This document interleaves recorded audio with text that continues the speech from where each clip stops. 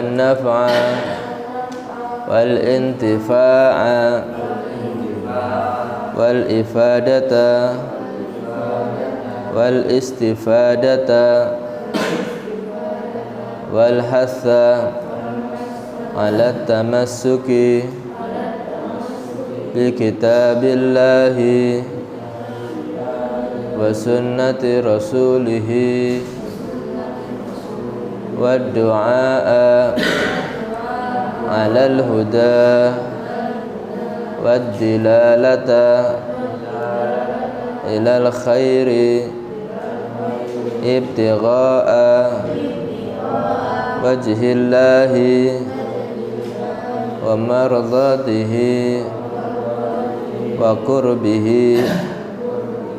وثوابه. Bismillah, alhamdulillah, wassalatu wassalam ala rasulillah Sayyidina wa maulana Muhammad ibni Abdillah wa ala alihi wa sahbihi wa man walah. La hawla wa la quwwata illa billah, amma ba'd. Pelajaran hari ini Dakhirah al-Musyarrafah sampai pada doa iktidal ya. Sudah doa iktidal. Sudah hafal semua doa iktidal? Sama artinya? Ya, nanti disetorkan hafalannya ya.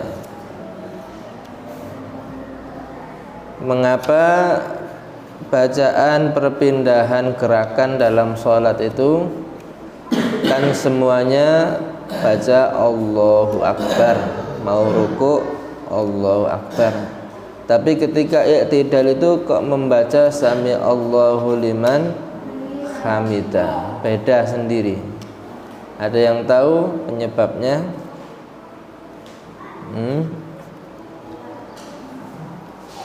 Pada awalnya semuanya perpindahan sholat itu dengan kalimat Allahu Akbar sama. Ketika i'tidal juga membaca Allahu Akbar.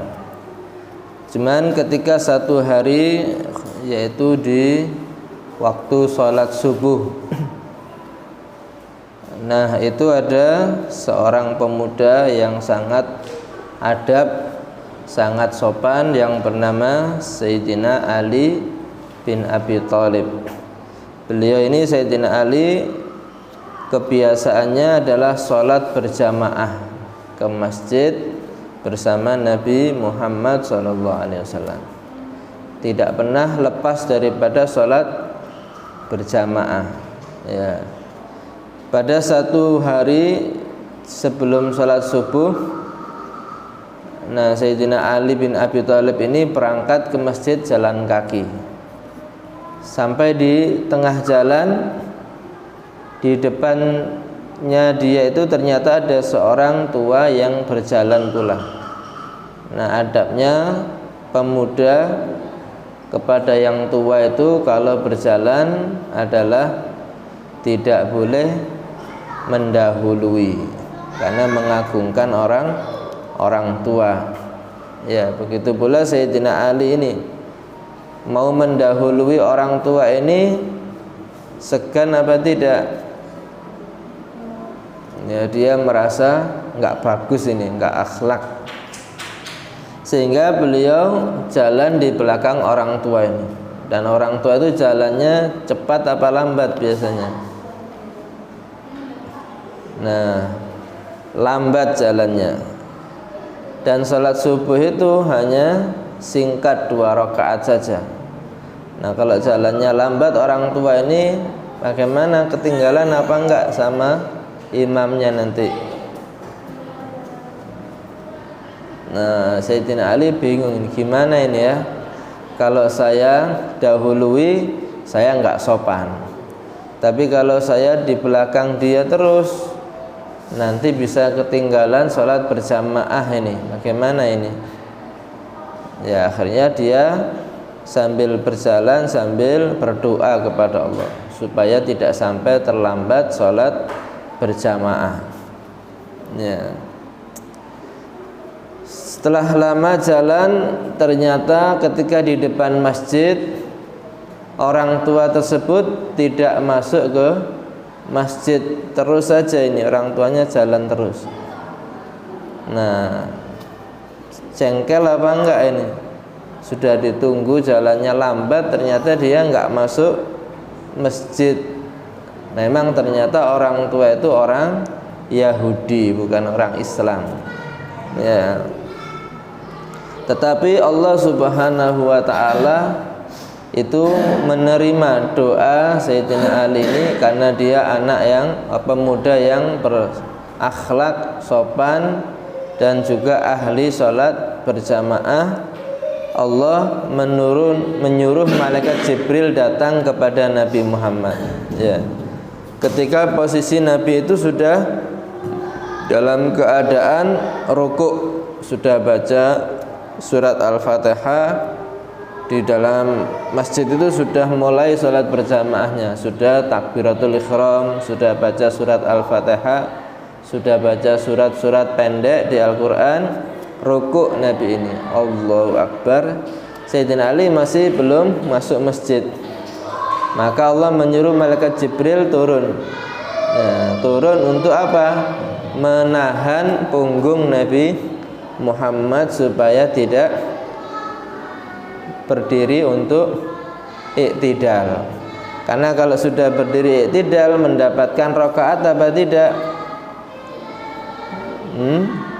Makmum yang terlambat kalau imamnya sudah berdiri iktidal tidak mendapatkan rakaat bersama imam.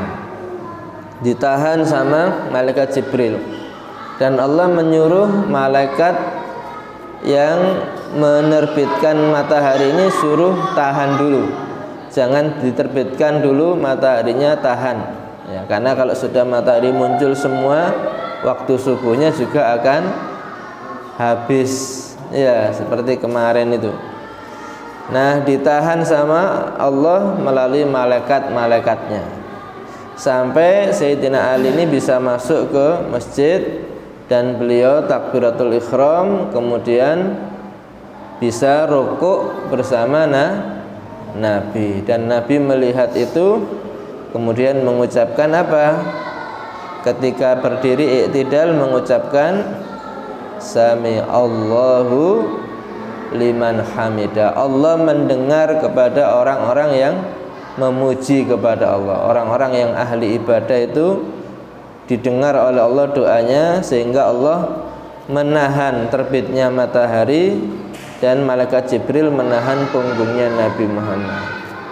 Nah, sejak saat itu ketika iktidal ini tidak membaca Allahu Akbar tetapi membaca apa? Sami Allahu liman hamidah. Allah mendengar kepada orang-orang yang memujinya. Dan Nabi mengucapkan Rabbana lakal hamdu. Tuhan kami segala puji bagimu, mil hamdan katsiran thayyiban mubarakan fih, mil as-samawati wa mil al-ardi wa mil ma syi'ta min syai'in fa'tu. Nah, itu karena akhlak itu bisa merubah alam ini. Yang asalnya matahari itu terbitnya sudah teratur, bisa tertahan. Mengerti ya? Itu asal usul kenapa kok ketika iktidal membaca Sami Allahu liman hamidah. Nah, itu mungkin kalau kita sholat nggak pernah perhatian, jadi nggak tanya itu kok bisa ya. Ya, pokoknya sholat itu ada asal usulnya, ada sejarahnya. Sekarang pelajaran berikutnya adalah doaul julus bainas sajdatain. Yang tidak mengerti artinya bisa ditulis, karena ini harus hafalan. Doaul julusi bainas sajdatain. Doa duduk di antara dua sujud. Ya, doa duduk di antara dua sujud. Sudah. Doa duduk di antara dua sujud.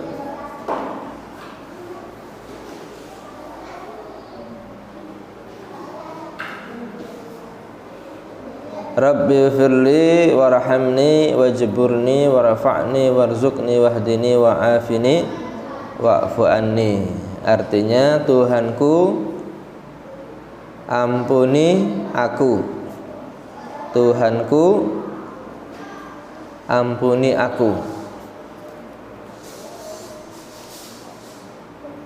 Warhamni, dan rahmati aku. Dan rahmati aku. Wajburni, dan sempurnakan aku. Sempurnakan aku. Warfa'ni, dan angkatlah derajatku. Warfa'ni, dan angkatlah derajatku. Warzuqni, dan berilah rizki kepadaku. Warzuqni, dan berilah rizki kepadaku. Wahdini, dan berilah aku hidayah.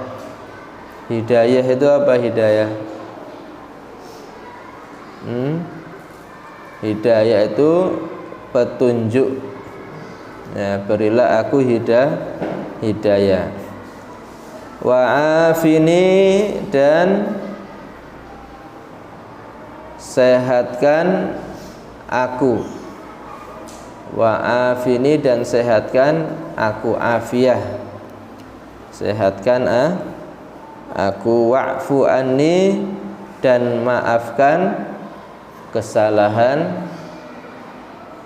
kesalahanku, dan maafkan kesalahanku.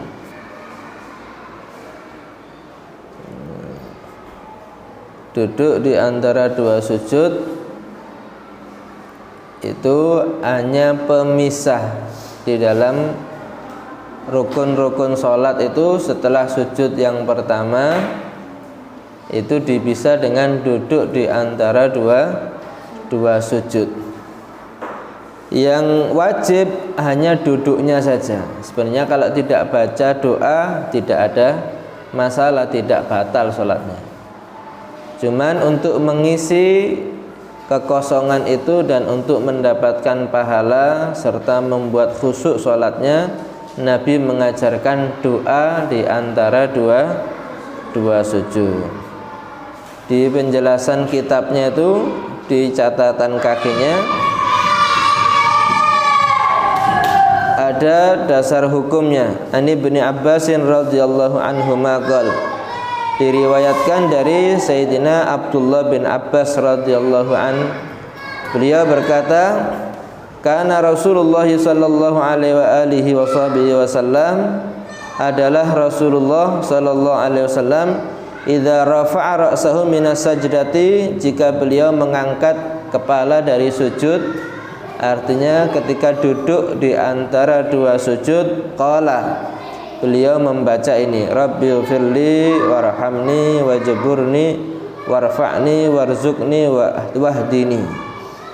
Itu riwayat Imam Baihaqi. Wa fi riwayati Abu Dawud wa'afini, ada tambahan dalam riwayat hadis yang lain, wa'afini, dan ditambahkan pula wa'fu anni. Nah, jadi itu hadis ini menjelaskan dasar hukumnya kita membaca doa di antara dua sujud. Jadi semuanya dalam sholat itu diajarkan langsung oleh Nabi Muhammad. Kalau diganti doa yang lain boleh apa tidak? Misalnya Rabbana atina fid dunya hasanah, boleh apa tidak itu? Hukumnya lebih baik dengan yang dibacakan Nabi, karena dalam hadis yang lain Nabi menyatakan shallu kama ra'aitumuni usolli, salatlah kalian seperti saya salat. Saya baca apa yaitu yang dibaca. jangan ditambah, jangan dikurangi. Itu yang terbaik. Nah, itu ketika kita duduk di antara dua sujud. Kemudian di dalam aturan fikih, duduk di antara dua sujud ini rukun yang sebentar, nggak boleh lama-lama. Jadi kalau ditambah, misalkan setelah doa ini ada 8 kalimat itu. Kalau dihitung ada 8 kalimat. Rabbighfirli warhamni wajburni warfa'ni warzuqni wahdini wa'afini wa'fu anni, ada 8 kali. Kalau ditambah lagi, misalkan ditambah Rabbana atina fid dunya hasanah, nah itu bisa batal sholatnya karena memperpanjang rukun yang pendek. Nah, rukun sholat duduk di antara dua sujud itu rukun pendek. Batasan paling lamanya duduk di antara dua sujud itu dengan membaca 8 kalimat doa ini. Sebenarnya doa yang lain boleh asalkan tidak lebih dari panjangnya 8 kalimat doa ini. Rabbighfirli warhamni wajburni warfa'ni warzuqni wahdini wa'afini wa'fu anni. Mengerti ya? Jadi kalau sholat itu nggak boleh lama-lama kalau duduk di antara dua sujud. Duduk itu membedakan sujud yang pertama dengan sujud yang kedua. Juga harus tumak ninah. Kalau misalnya taraweh itu cepat apa tidak sholatnya? Nah, kalau duduknya nggak sampai tegak punggungnya ini, itu nggak sah. Jadi langsung sebelum tegak punggungnya langsung sujud lagi. Ini tidak ada tumak ninah. Ya, tidak sah sholatnya karena tumak ninah itu adalah rukun sholat seperti kemarin. Makanya rukun sholat itu dibarengi dengan zikir untuk membantu tumak ninahnya sholat. Mengerti ya? Itu daripada doa di antara dua sujud. Jadi sholat itu intinya apa sholat itu?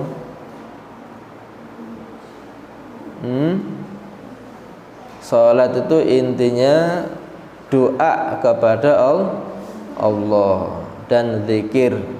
Nah, kalau sholat itu dalam bacaan kita nggak ngerti Rabbighfirli apa artinya, nggak ngerti. Itu hatinya berdoa apa tidak kira-kira ketika itu? Ya nggak ngerti, pokoknya dibaca saja. Nah, ini tidak ada makna doanya dalam hati. Kalau kita bisa khusyuk ketika baca doa ini, semuanya akan bagus. Kalau yang sakit baca doa ini bisa sehat karena ada doa minta kesehatan di situ. Kalau yang misalnya rizkinya kurang lancar, doa dengan warzuqni itu akan mendatangkan rizki dari Allah. Ya, semuanya yang dalam keadaan tidak sempurna disempurnakan oleh Allah. Makanya kalau doa di waktu duduk di antara dua sujud ini harus khusyuk dan paham artinya. Rabbighfirli, ya Allah ampuni dosa-dosaku. Sehingga orang yang sholat itu akan mendapatkan segala yang dia inginkan. Sehat akan didapatkan, ya, rezekinya lancar, semuanya. Kemudian akan diampuni dosa-dosanya dan selalu mendapatkan hidayah, petunjuk dari Allah. Ngerti ya? Jadi kalau ada orang yang susah, stres, nah itu biasanya sholatnya nggak khusyuk itu. Ya, kok bisa stres itu? Biasanya karena apa stres? Karena urusan nggak lulus sekolah, stres, gantung diri, ya, atau misalkan kecewa, ya, ada yang stres, ada apa enggak itu? Kenapa kok bisa itu? karena dia tidak memahami doa di antara dua sujud. Dia minta saja kepada Allah, kalau enggak sempurna itu ganti dengan yang sempurna. Ya. Kalau dia misalkan enggak lulus ujian atau nilainya jelek, yang penting kita berdoa supaya mendapatkan hidayah terus. Ya. Karena enggak mesti orang yang pandai itu karirnya akan bagus. Kadang-kadang yang enggak terlalu pandai itu dapat rezeki yang lebih dari orang yang pandai, macam-macam. Mengerti ya? Nah, itu sudah, nanti tinggal setoran hafalan doa i'tidal dan juga doa duduk di antara dua sujud dan artinya. Mengerti?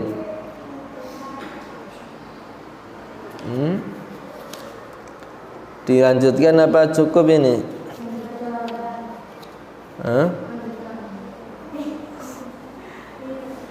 Ya, berikutnya at-tasyahud.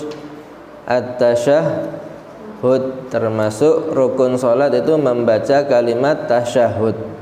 Apa kata tasyahud itu? Dari kata syahadah, membaca asyhadu alla ilaha illallah wa asyhadu anna muhammadan rasulullah. Tasyahud itu ada namanya tasyahud awal, ada namanya tasyahud akhir.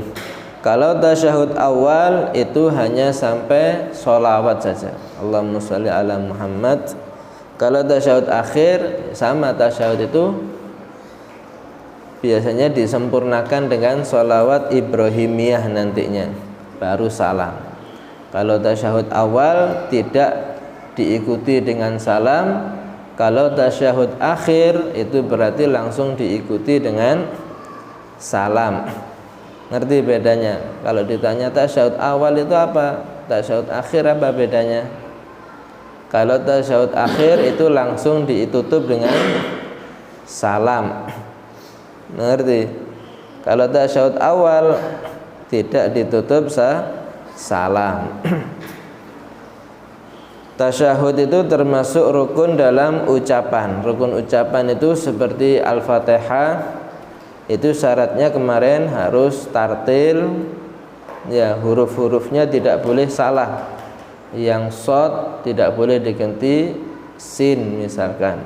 Nah, kemudian panjang pendeknya, tasdidnya harus dipenuhi. Kalau kurang satu tasdidnya itu mengurangi huruf. Nah, itu harus tartil. Yang kedua harus didengar oleh telinga.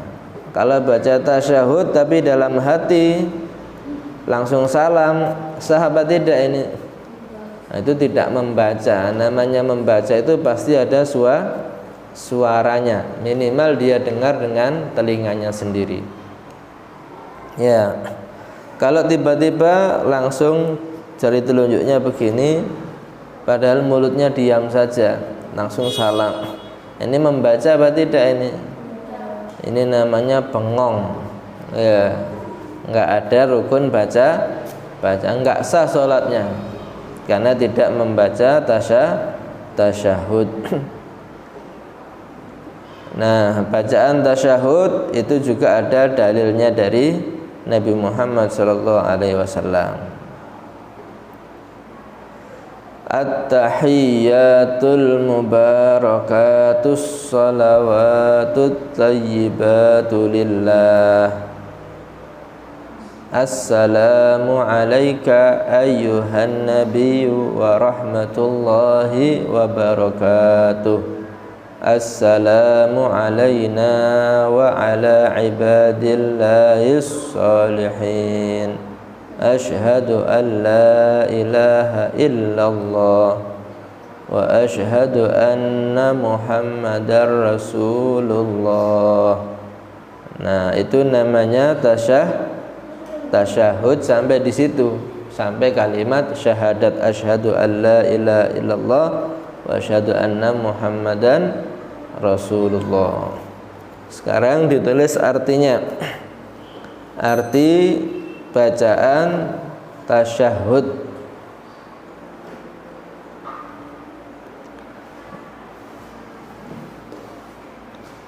Sudah arti bacaan tasyahud.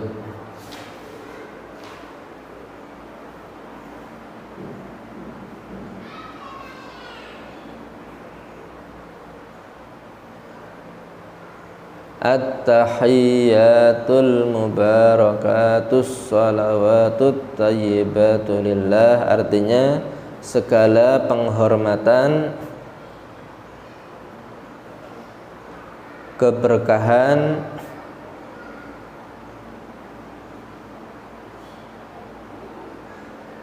rahmat dan kebaikan itu milik Allah. At-tahiyyatul mubarakatus salawatut tayyibatu lillah, segala penghormatan, keberkahan, rahmat Allah dan kebaikan itu hanya milik Allah. Titik. Assalamu alayka, semoga keselamatan atas kamu. Semoga keselamatan atas kamu.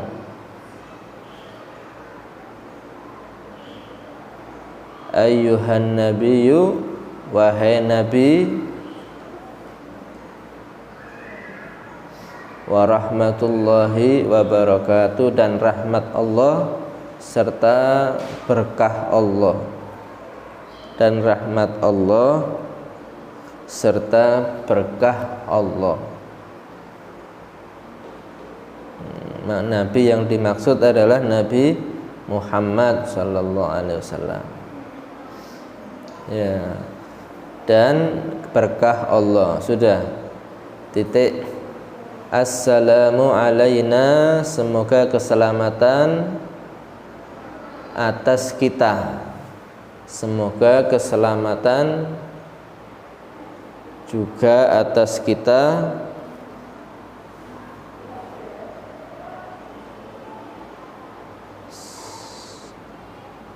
Wa ala ibadillahis sholihin, dan atas hamba-hamba Allah, dan atas hamba-hamba Allah yang soleh.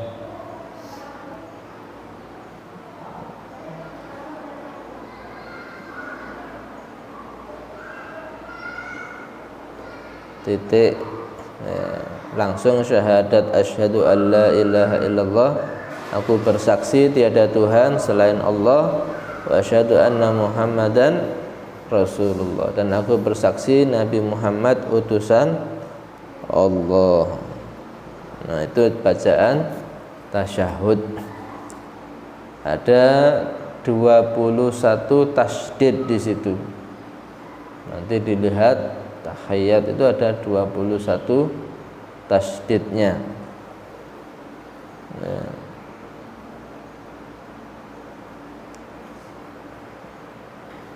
Nah, kalau sholat itu ngerti artinya bisa lebih konsentrasi. Oh, ternyata tasyahud itu adalah memuji kepada Allah dan berdoa minta keselamatan untuk Nabi Muhammad dan untuk kita semua para hamba-hamba Allah ini. Ya. Jadi kalau ngerti, oh berarti kalau ingin selamat caranya dengan apa? Dengan sholat. Ya, karena dalam sholat ada doa-doanya. Berdoa tapi enggak sholat, nah ini enggak lengkap ini. Harus sholat, karena sholat itu di dalamnya ada doa-doa. Nanti tinggal hafalan dan minggu depan ulangan ya sampai tasyahud ini. Dari yang setelahnya rukun-rukun sholat sampai tasyahud.